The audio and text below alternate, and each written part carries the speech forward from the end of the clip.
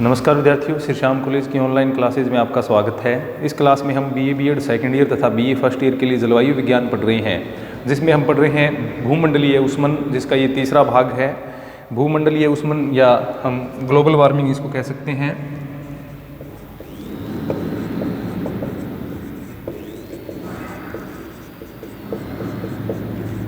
इसके साथ साथ हरित ग्रह प्रभाव, दोनों चीज़ें एक दूसरे से जुड़ी हुई है, इसलिए हम साथ साथ में इन दोनों को पढ़ते चल रहे हैं। ग्लोबल वार्मिंग जो है उसके अगर कारण की बात करें, मुख्यतः एक कारण की बात करें तो हरित ग्रह प्रभाव को हम इसमें सम्मिलित कर सकते हैं। हरित ग्रह गैसें कौन कौन सी हैं, किस प्रकार से ग्लोबल वार्मिंग की उत्पत्ति हो रही है, किस प्रकार से ग्लोबल वार्मिंग होती है, उसके बारे में हमने पढ़ लिया था। यानी सामान्य जानकारियाँ इसके बारे में पढ़ी। इसके बाद में जो ग्लोबल वार्मिंग के प्रभाव हैं उसके बारे में हमने पढ़ा। जैसे वायुमंडल का जो रासायनिक संगठन है उसमें परिवर्तन हो सकता है। वायुमंडल में ऊष्मा संतुलन या उसका जो संगठन है उसमें महत्वपूर्ण परिवर्तन इससे हो सकते हैं। धरातलीय सतह का जो निचले वायुमंडल है, धरातलीय सतह के आसपास का या जिसको हम निचला वायुमंडल कहते हैं, उसके तापमान में वृद्धि होना, इसके अलावा जलवायु परिवर्तन होना, इसके अलावा जो ग्लेशियर हैं या हिमनद जो है उनका पिघलना, ध्रुवों की बर्फ़ का पिघलना, जिससे जो तटीय क्षेत्र हैं वो जलमग्न हो जाएंगे। इसके अलावा जैव विविधता में ह्रास होना। इसके अतिरिक्त इसके अन्य कारक भी हो सकते हैं जलवायु पर। जैसे कुछ प्रभाव हम देखें तो जैसे जो उष्णकटिबंधीय चक्रवातों की आवर्ती है उसमें और उनकी प्रचंडता है उसमें इससे वृद्धि हो सकती है। उष्णकटिबंधीय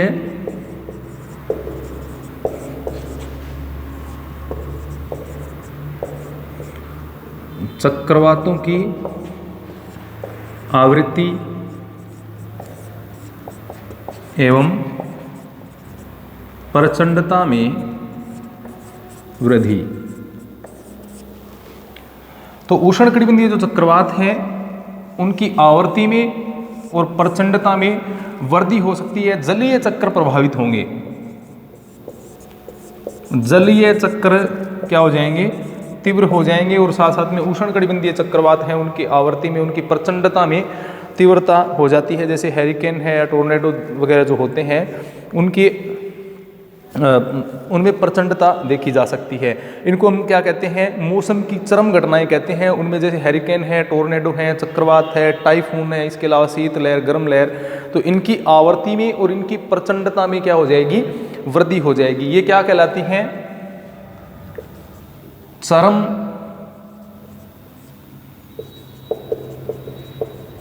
मौसमी घटनाएं। तो चरम जो मौसमी घटनाएं हैं उनमें वृद्धि होगी या इनकी आवर्ती में एक प्रकार से हम कह सकते हैं वृद्धि हो जाएगी। तो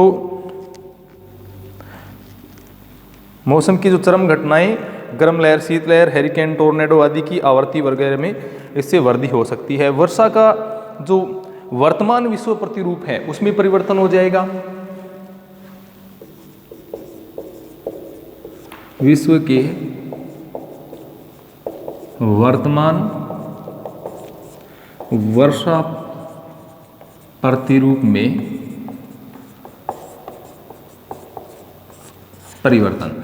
तो इस प्रकार ये जो ग्लोबल वार्मिंग है या फिर ग्रीन हाउस इफेक्ट है, इनसे जो समस्याएं उत्पन्न हो रही हैं, ये इनके प्रभाव हमने देखे। क्या क्या प्रभाव इनसे पड़ते हैं? तापमान में पृथ्वी का जो औसत तापमान 14 डिग्री सेल्सियस हमने देखा, उसमें तो वृद्धि होगी, तो ये प्रभाव है वो देखने को हमें मिलेंगे। इसके बाद में अब हरित ग्रह प्रभाव और जो ग्लोबल वार्मिंग है उसको रोकने के, उसकी रोकथाम के क्या उपाय हो सकते हैं? रोकने या हम कह सकते हैं कम करने के उपाय क्या क्या हो सकते हैं? तो इसके उपाय कौन कौन से हो सकते हैं इसके बारे में पढ़ेंगे। जैसे विश्व के जो विकसित हैं, औद्योगिकीकृत जो राष्ट्र हैं, विशेषतः जैसे यूएसए है, रूस है, यूनाइटेड किंगडम है, जर्मनी है, फ्रांस है, कनाडा है, जापान है, ये जो विकसित देश हैं इनको जो कार्बन उत्सर्जन है या कार्बन डाइऑक्साइड का जो उत्सर्जन है उसके ऊपर विशेषतः रोकथाम करनी जरूरी है। जीवाश्म ईंधनों के उपभोग में इनको कटौती करनी होगी। तो सबसे पहले तो विकसित राष्ट्रों के द्वारा, विशेषतः विकसित राष्ट्रों को जीवाश्म ईंधन के उपयोग में कटौती करनी चाहिए। इसके लिए विश्व स्तर पर अनेक समझौते या अनेक जो सम्मेलनों का आयोजन भी हुआ है। जीवाश्म ईंधन में कोयला, पेट्रोलियम इत्यादि को सम्मिलित किया जाता है। तो विकसित राष्ट्रों को विशेषतः, क्योंकि विकासशील राष्ट्रों की मजबूरी है, विकसित होने के लिए या अपनी अर्थव्यवस्था को बनाए रखने के लिए वो इतनी कटौती नहीं कर सकते जितनी विकसित राष्ट्र उसमें कटौती कर सकते हैं। तो विकसित राष्ट्रों को जीवाश्म ईंधन के उपयोग में भारी कटौती करनी होगी। अब जैसे कनाडा के टोरंटो में 1988 में आयोजन हुआ था टोरंटो वर्ल्ड कॉन्फ्रेंस का। टोरंटो कहाँ पर है ये?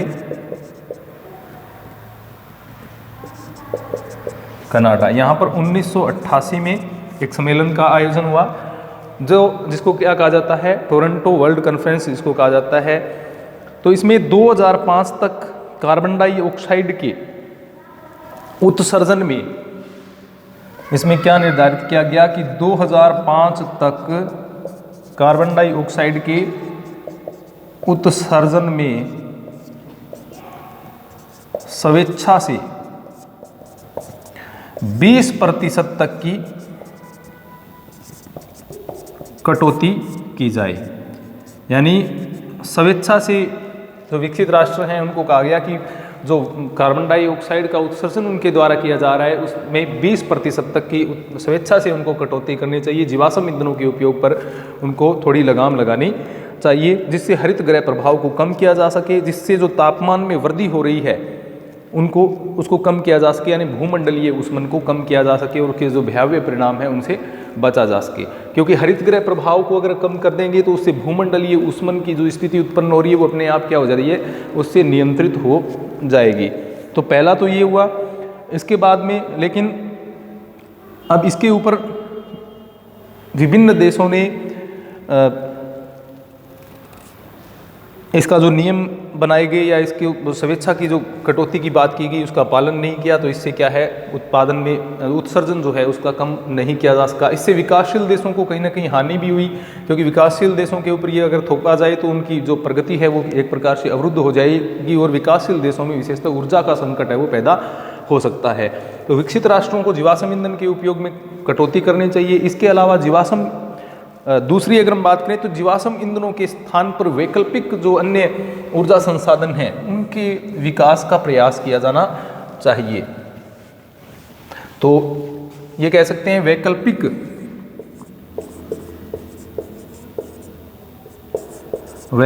ऊर्जा संसाधनों का उपयोग। वैकल्पिक ऊर्जा संसाधनों का उपयोग अर्थात जीवाश्म ईंधन के स्थान पर ऊर्जा एवं शक्ति के वैकल्पिक जो स्रोत हैं उनका उपयोग किया जाना चाहिए। ऊर्जा के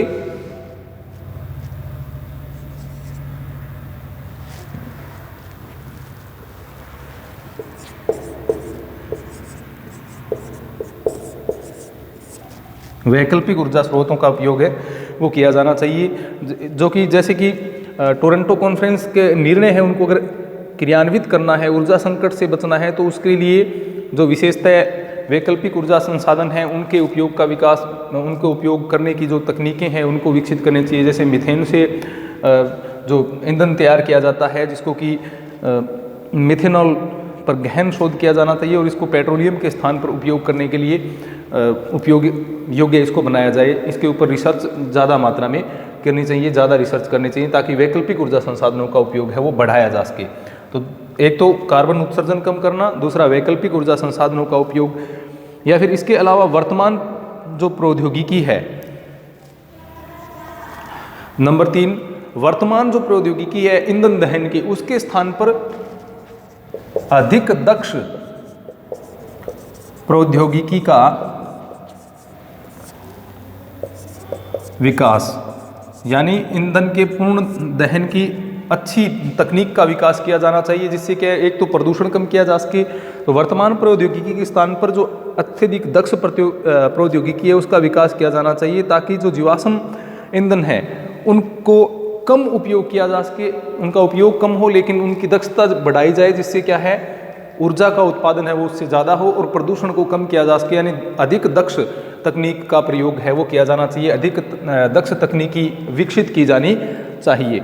वाहन के जो इंजन है उनमें सुधार किया जाना चाहिए, ताकि उनसे जो निकलने वाली गैसें होती हैं उनकी मात्रा को कम किया जा सके। जैसे जो उनके ईंधन के दहन से जैसे कार्बन डाइऑक्साइड है, कार्बन मोनोऑक्साइड है, नाइट्रस ऑक्साइड है आदि का जो उत्सर्जन है उसको कम से कम किया जा सके। और इस प्रकार के जो प्रयास है किए जा सकते हैं। उदाहरणतः हम देखें भारत में जैसे 2016 से लेकर के BS4 जो तकनीक है उसको काम में लिया जा रहा था वाहनों में। वर्तमान में BS6 जो तकनीक है उसको काम में लिया जा रहा है। ये प्रदूषण को कम करने के लिए लगातार स्टेप बाय स्टेप क्या है तकनीकें विकसित की जा रही है, ताकि पर्यावरण प्रदूषण को कम किया जा सके और जो वाहनों से निकलने वाले जो जहरीले गैसीय पदार्थ हैं उनके उत्सर्जन को कम किया जा सके। जैसे कार्बन डाइऑक्साइड या कार्बन मोनोऑक्साइड, नाइट्रस ऑक्साइड आदि के जो इनके ईंधन के दहन से जो निकलते हैं उनको कम किया जा सके। तो ये लगातार इस प्रकार के सुधार है वो किए जाने आवश्यक हैं। इसके अलावा विशेषतः जो उष्ण एवं उपोष्ण कटिबंध वाले क्षेत्र हैं जहां पर सूर्य प्रकाश की प्राप्ति अच्छी होती है, उष्ण एवं ये कह सकते हैं सौर ऊर्जा का विकास। तो उष्ण एवं उपोष्ण कटिबंधीय क्षेत्र जहां पर सूर्य ताप की प्राप्ति ज़्यादा होती है, वर्ष भर सूर्य चमकता है, उन क्षेत्रों में ऊर्जा के वैकल्पिक साधन के रूप में सौर ऊर्जा की तकनीक है उसको अधिक विकसित किया जाना चाहिए, ताकि ऊर्जा के वैकल्पिक साधन के रूप में उसको प्रयोग किया जा सके। और जो क्योंकि ये एक प्रदूषण मुक्त साधन है तो इससे प्रदूषण भी कम होगा और सौर ऊर्जा का जो परंपरागत हम जीवाश्म ईंधन का उपयोग कर रहे हैं उसके स्थान पर अगर प्रयोग करेंगे तो प्रदूषण कम होगा और ऊर्जा संकट भी इससे उत्पन्न नहीं होना चाहिए। लेकिन इसके लिए सौरिक ऊर्जा को उत्पन्न करने की विकसित तकनीकों को अपनाना पड़ेगा। इसके लिए तकनीकें और ज़्यादा विकसित करनी पड़ेगी। इसके लिए पर्याप्त मात्रा में तकनीकी, इसके अलावा धनराशि की भी आवश्यकता होती है। तो इसके लिए विकसित देशों को आगे आना चाहिए, ताकि प्रदूषण को कम करने के लिए सौरिक ऊर्जा का विकास है वो विशेषतः उष्ण एवं उष्ण कटिबंध जहाँ पर ताप की प्राप्ति अच्छी खासी होती है वहाँ पर सौर ऊर्जा का विकास है वो किया जा सके। इसके अतिरिक्त सबसे महत्वपूर्ण बात रहती है जो कि वर्तमान में वन विनाश हो रहा है उसको कम करना पड़ेगा। उसको कम किया जाए यानी वृक्षारोपण को बढ़ावा। तो कार्बन डाइऑक्साइड का जो स्तर है वायुमंडल में जो कि एक प्राकृतिक स्तर के ऊपर या उसका जो सांद्रण में वृद्धि हो रही है उसको कम करने के लिए वृक्षारोपण को बढ़ावा देना होगा, वन रोपण को बढ़ावा देना होगा, जिससे क्या है कार्बन डाइऑक्साइड और जो हरित गृह प्रभाव है उसमें कमी आएगी। कार्बन डाइऑक्साइड में कमी आएगी, हरित गृह प्रभाव में कमी आएगी, तो भूमंडलीय ऊष्मन की जो समस्या है वो भी धीरे धीरे क्या हो जाएगी, समाप्त हो जाएगी। तो वृक्षारोपण को भी बढ़ावा है वो दिया जाना चाहिए विश्व स्तर पर, क्योंकि वर्तमान में जो बहुत सारे ऐसे क्रियाकलाप हैं जैसे कि औद्योगिकरण है या नगरीकरण है, शहरीकरण जिसको हम कह सकते हैं, या कृषि के लिए वनों को जला करके साफ कर दिया जाता है जिससे वन क्षेत्र कम हो रहा है। जो विश्व स्तर पर जो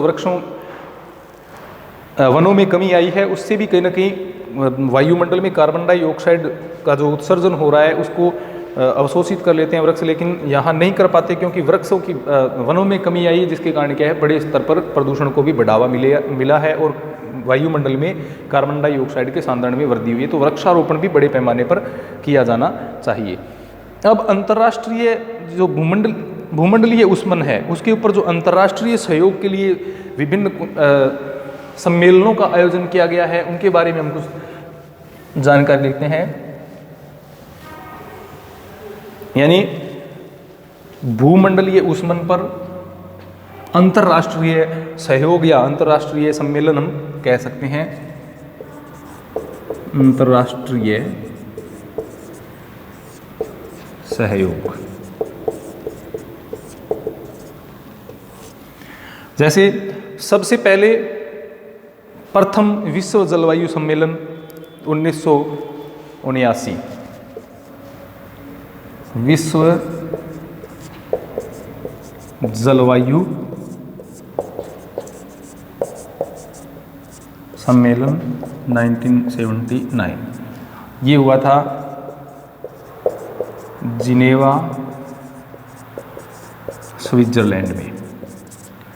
भूमंडलीय ऊष्मन को कम करने के लिए प्रथम विश्व जलवायु सम्मेलन का आयोजन किया गया जिनेवा, स्विट्जरलैंड में, जिससे भूमंडलीय ऊष्मन को या जो जलवायु परिवर्तन है उसको समझा जा सके, उसके कारणों को समझा जा सके और उसको कम करने के प्रयास किए जा सके। तो अंतर्राष्ट्रीय सहयोग पर ये कह सकते हैं, अंतर्राष्ट्रीय सहयोग विश्व स्तर पर जलवायु को लेकर के या भूमंडलीय ऊष्मन को लेकर के यहाँ से प्रारंभ, ये कह सकते हैं पहला सम्मेलन ये हुआ था। इसके बाद में मौसम विज्ञान संगठन द्वारा वियना में 1980 में औद्योगिक कारणों से घटित जलवायु, औद्योगिक कारणों से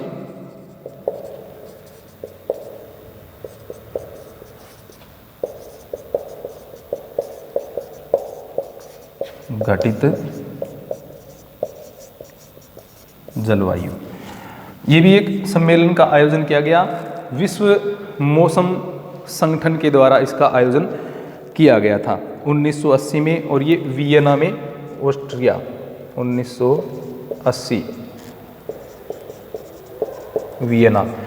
तो वियना ऑस्ट्रिया में इसका आयोजन किया गया था विश्व मौसम संगठन के द्वारा। इसके अलावा 1987 में मॉन्ट्रियल प्रोटोकॉल, 1987 मॉन्ट्रियल प्रोटोकॉल, ये किया गया था मॉन्ट्रियल, कनाडा में इसका आयोजन किया गया था 1987 में। इसमें क्लोरोफ्लोरोकार्बन पर विशेषता, यानी क्लोरोफ्लोरोकार्बन के उत्पादन और उपभोग में कटौती के लिए इसका आयोजन किया गया था CFC, क्लोरोफ्लोरोकार्बन के उपभोग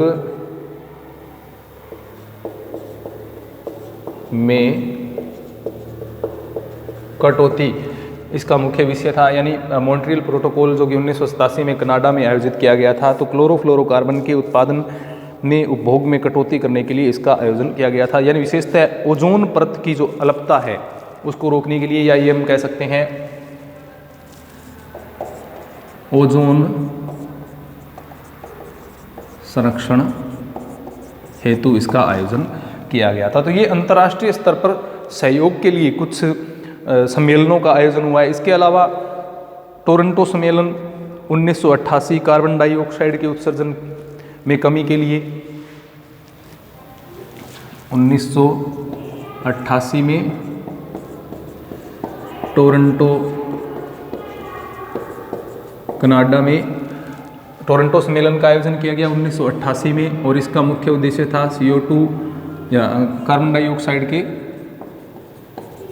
उत्सर्जन में कमी या कटौती करने के लिए इस अंतर्राष्ट्रीय सम्मेलन का आयोजन किया गया था।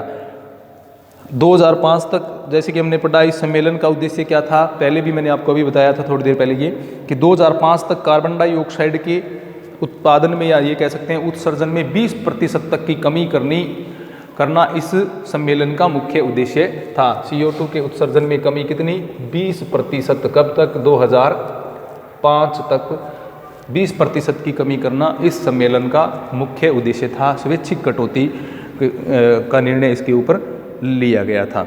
इसके बाद में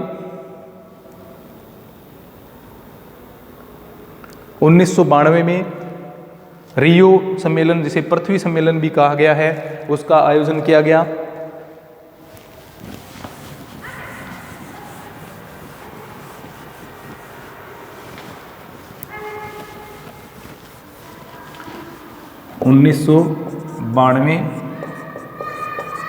रियो सम्मेलन, या जिसको पृथ्वी सम्मेलन भी कहा जाता है, का आयोजन किया गया। कहाँ पर, ब्राज़ील के रियो डी जेनेरो में इसका आयोजन किया गया था 1992 में। संयुक्त राष्ट्र पर्यावरण व विकास सम्मेलन इसको कहा जाता है, United Nations conference on environment and development, जिसे पृथ्वी सम्मेलन या रियो सम्मेलन के नाम से भी जाना जाता है। इसका जो सही नाम था वह था संयुक्त राष्ट्र पर्यावरण व विकास सम्मेलन। संयुक्त राष्ट्र पर्यावरण व विकास सम्मेलन,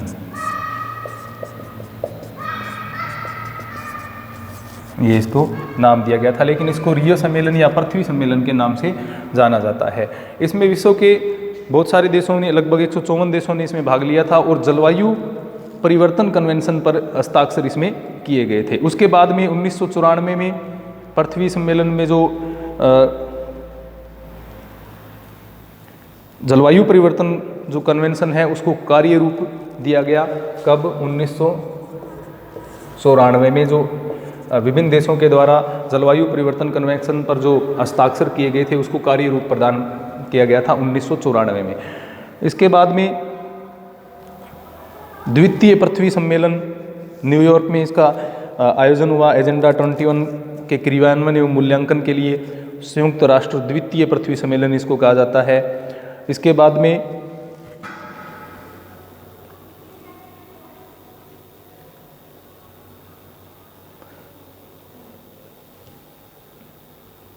frame convention on climate change 2004 में संयुक्त राष्ट्र संघ के द्वारा framework convention on climate change 2004 में संयुक्त राष्ट्र संघ के द्वारा इस सम्मेलन का आयोजन किया गया। तो इस प्रकार हम देखते हैं कि जो जलवायु परिवर्तन हो रहा है, या ये कह सकते हैं हरित गृह प्रभाव से जो भूमंडलीय ऊष्मन की समस्या उत्पन्न हो रही है, उसको लेकर के अंतर्राष्ट्रीय स्तर पर विभिन्न सम्मेलनों का आयोजन किया जाता है। लेकिन इन आयोजनों को सफल करने के लिए जो विशेषतः विकसित देश हैं उनको आगे आना होगा और उनको विकासशील देशों को उनके विकास में सहयोग करना होगा। जो कार्बन उत्सर्जन हो रहा है या विभिन्न गैसों का जो उत्सर्जन किया जा रहा है उसको रोकने के लिए उन्नत तकनीकों को दूसरे देशों को हस्तांतरित करने का प्रयास करना होगा। तो ये भूमंडलीय ऊष्मन का टॉपिक था, जिसमें हमने भूमंडलीय ऊष्मन क्या है, उसके कारण क्या हैं, उसके प्रभाव क्या है और उसको किस प्रकार से कम किया जा सकता है उसके बारे में पढ़ा। धन्यवाद।